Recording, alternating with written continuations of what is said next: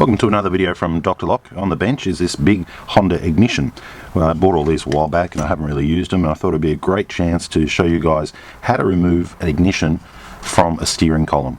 So basically through here is your steering column. This is connected to your steering wheel, and as that rotates you have a steering lock in here, and to get this off the actual ignition it's fitted on with these shear off bolts here. So what I thought I'd do is I'll give you a trade secret now. Now this trade secret isn't readily told, so stay tuned. I'm going to show you how to get it off and how to get it back on again.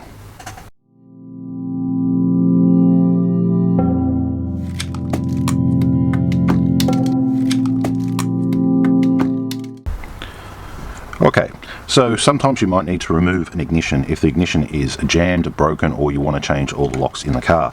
You might be stuck in an isolated location and you need to drive your car, and what's stopping you is perhaps the key blade. If your key blade is broken and you're inside the car and you've got the transponder, or maybe it's not even a transponder car, you might need to get this off to actually be able to drive the car. So to do that, what we have to do is remove these shear off nuts. Now these are shear off nuts. When they go tight to a particular tension, the top will snap off and you won't be able to undo them. Okay, so this is a shear off bolt, and this is what these bolts are right here that hold this ignition on. So I'm going to see if I can simulate this for you. What happens is that when you're tightening it up, you can only get to a certain point where it's completely tight, and then the head of the screw will actually snap off. I don't think I'm getting this tight enough. Let's use this part of the jaw.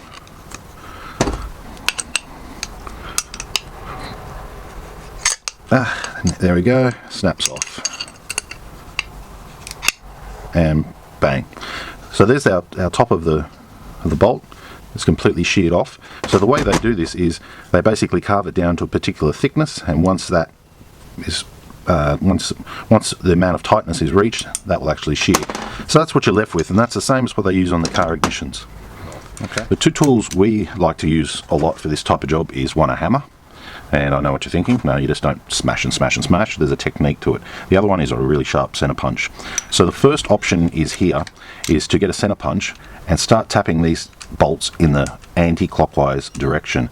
This one here has actually been done with a center punch because I can tell by the dimples on it and the big notch on one side. Basically he's hit it so hard he's created a divot, and then from there he's been able to manipulate it all the way around until this bolt comes all the way out. That's one option. The other option is you can actually get a die grinder in there and put a slice in the top of the bolt, like so. I'll just do it with a pen, creating a flat blade groove straight across there. That will create a flat blade groove. That will allow you to take it off and put it back on. What I'm going to do now is I'm going to show you the bolt and how they work, and then I'm also going to put a groove in this, and I'm going to simulate taking it off and putting it back on. Okay. Now to get past this, to actually get this out, like I'm saying before, we could use the center punch method, or we could actually put a little slice in it using a little Dremel. Often it's mounted in a position like that, so you've got the dash here and it's very hard to get to. So the center punch method is quite effective. Once you've done that, to get it back on, you can use something along these lines, which is just a little flat blade with a little ratchet, and you just flick it in the right direction and you can tighten it back up.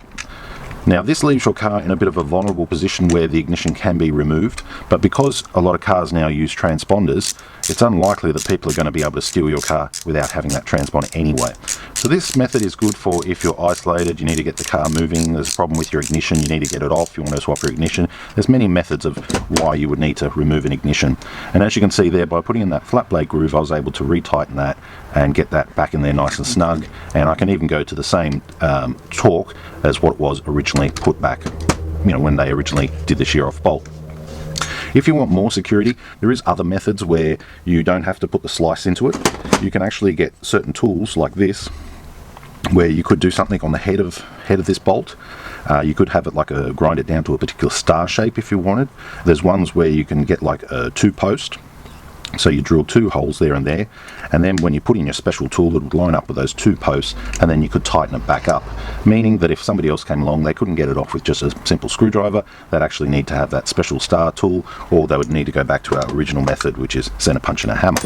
So that is how you remove a car ignition from the steering column. From there, I won't tell you too much after that, because most mechanics and things can actually work it out what they can do after that. They can either replace this whole section or try and get the car going if it doesn't have a transponder, or what they could do is take this transponder unit off and tape it all together with the key in it.